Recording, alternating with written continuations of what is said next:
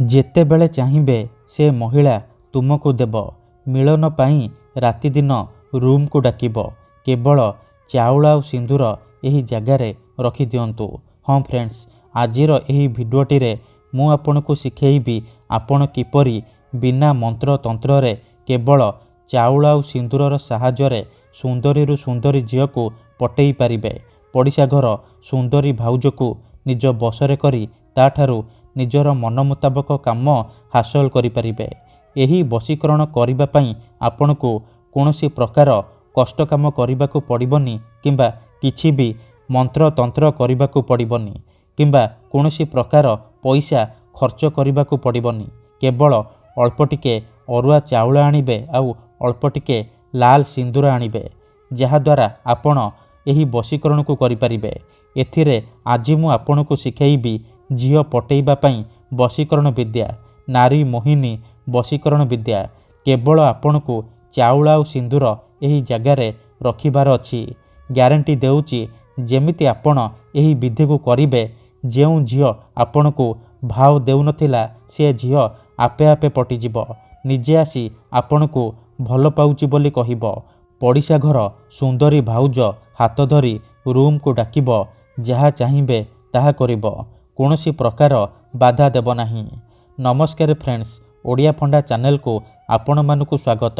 ଯଦି ଆପଣ ନିଜ ପସନ୍ଦର ଝିଅକୁ ପଟେଇବାକୁ ଚାହୁଁଛନ୍ତି, ବିବାହିତା ମହିଳା ଆଡ଼କୁ ଆକର୍ଷିତ ହେଉଛନ୍ତି, କିନ୍ତୁ ଯେତେ ଚେଷ୍ଟା କଲେ ମଧ୍ୟ ଆପଣ ତାକୁ ପଟେଇ ପାରୁନାହାନ୍ତି, ତାକୁ ନିଜର ମନ କଥା କହିବାକୁ ଡରୁଛନ୍ତି, ଆଉ ଆପଣ ଚାହୁଁଛନ୍ତି କି ସିଏ ନିଜେ ଆସି ଆପଣଙ୍କୁ ଭଲ ପାଉଛି ବୋଲି କହୁ, ଆପଣଙ୍କର ସବୁ ଇଚ୍ଛା ପୂରଣ କରୁ, ତେବେ ଆଜିର ଏହି ଭିଡ଼ିଓଟି ଆପଣଙ୍କର କାମରେ ଆସିବ।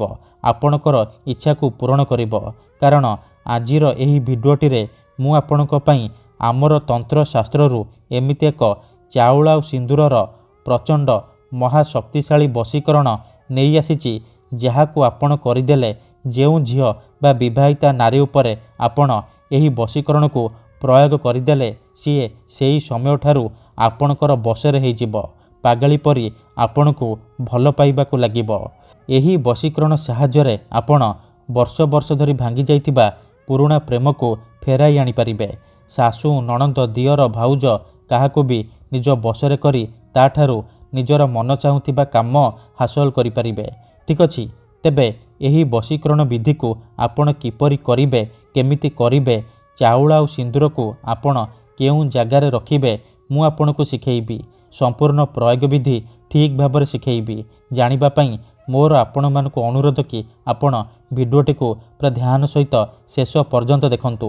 ଅଧାରୁ ଛାଡ଼ିକି ପଳେଇଲେ କିମ୍ବା କାଟି କାଟି ଦେଖିଲେ ଆପଣ କିଛି ବି ବୁଝିପାରିବେନି।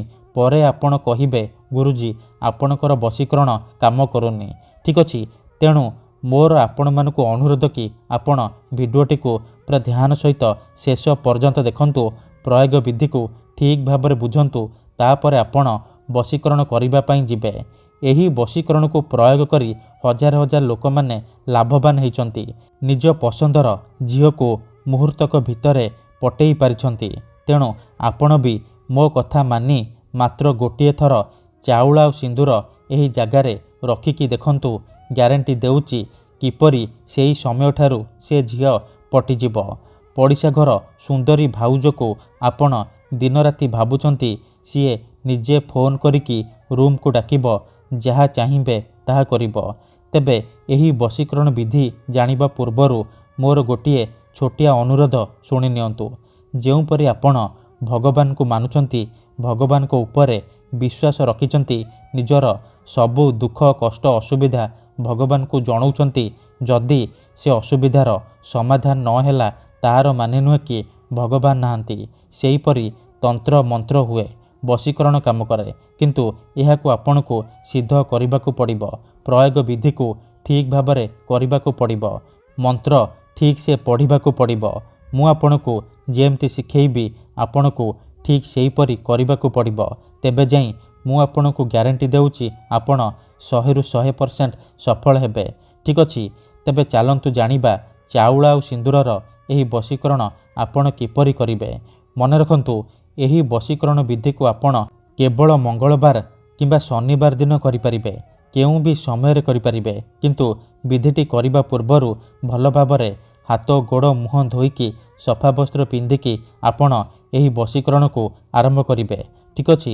ପ୍ରଥମେ ଆପଣ କ'ଣ କରିବେ, ଅଳ୍ପ ଟିକେ ଅରୁଆ ଚାଉଳ, ଅଳ୍ପ ଟିକେ ଲାଲ ସିନ୍ଦୁର ଆଣିବେ। ତାପରେ କୌଣସି ଏକ ଜାଗାରେ ଦକ୍ଷିଣ ଦିଗକୁ ମୁହଁ କରିକି ବସି ପଡ଼ିବେ। ଧ୍ୟାନ ରଖିବେ, ଯେଉଁଠାରେ ଆପଣଙ୍କୁ କେହି ଦେଖିବେନି କିମ୍ବା ଅଧାରୁ ଡାକିବେନି।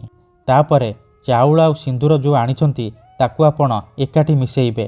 ମିଶାଇବା ସମୟରେ ଆପଣ ସେଇ ଝିଅ ବା ମହିଳାକୁ ମନେ ମନେ ଭାବୁଥିବେ, ତାର ମୁହଁକୁ ନିଜ ମନରେ ଭାବୁଥିବେ।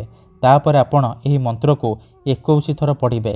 ଓମ୍ ଚନ୍ ଚାମୁଣ୍ଡାୟ ଆମୁକଂ ମେ ବଶ୍ୟମ୍ କୁରୁ କୁରୁ ସ୍ୱାହା। ଆମୁକଂ ଜାଗାରେ ଆପଣ ସେଇ ଝିଅ ବା ମହିଳାର ନାମ କହିବେ ଯାହାକୁ ଆପଣ ନିଜ ବଶରେ କରିବାକୁ ଚାହୁଁଛନ୍ତି। ମନ୍ତ୍ରକୁ 21 ଥର ପଢ଼ି ସାରିବା ପରେ ସେ ଚାଉଳ ଆଉ ସିନ୍ଦୁର ଯେଉଁ ମିଶାଇଛନ୍ତି ସେଥିରେ 3 ଥର ଫୁଙ୍କିଦେବେ।